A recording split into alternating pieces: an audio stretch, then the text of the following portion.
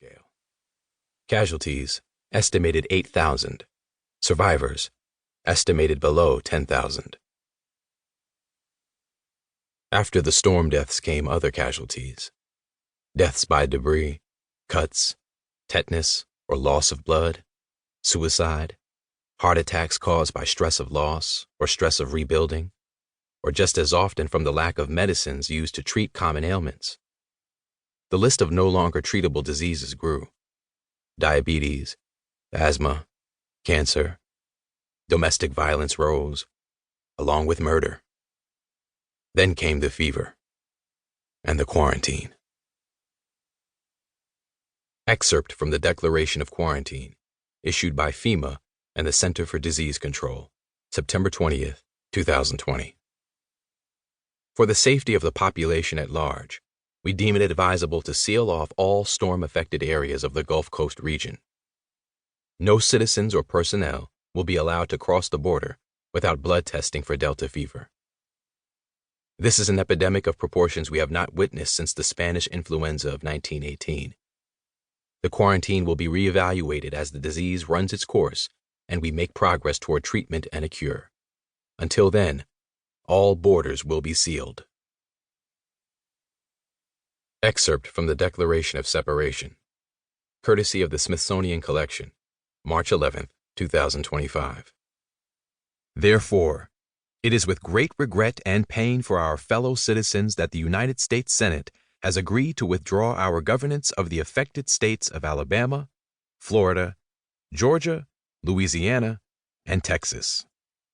The shape of our great nation has been altered irrevocably by nature, and now man must follow suit in order to protect the inalienable rights of the majority, those being the right to life, liberty, and the pursuit of happiness, the foremost of those being life.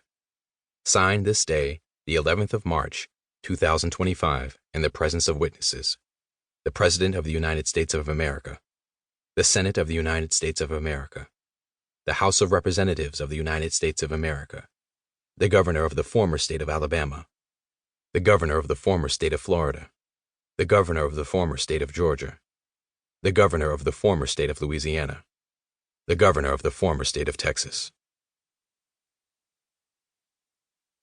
After. Part 1. Tribe. 1. October 30th, 2056. There be seagulls catching a breeze overhead. I sneeze and wipe my nose on the back of my bare brown arm. That's a batch of it, Miss De La Guerre. The 2 books, the formula, and the bottle, genuine glass. The smuggler McCallan point his boot at the thing spread out on my blanket over the broken ground. We be near the market, where the old levee used to be, across from the St. Louis Cathedral. What once had been a green hill now be a beach dune made of debris. Everything from washing machines to refrigerators and old cars been hauled and dumped here trying to shore up the levee. But the land gave way when the river rose, and the junk be left behind. Daddy used to say you can give a history of the place just by looking at those layers of trash. Beneath us, on the riverside of the hill, be a dusty gray beach of pulverized concrete, ground thin by storms. The fabled cement beaches of Orleans, McCallan called them. Finer than the black volcanic sand of Hawaii or the pink sugar sand of the old Caribbean. I don't know about that.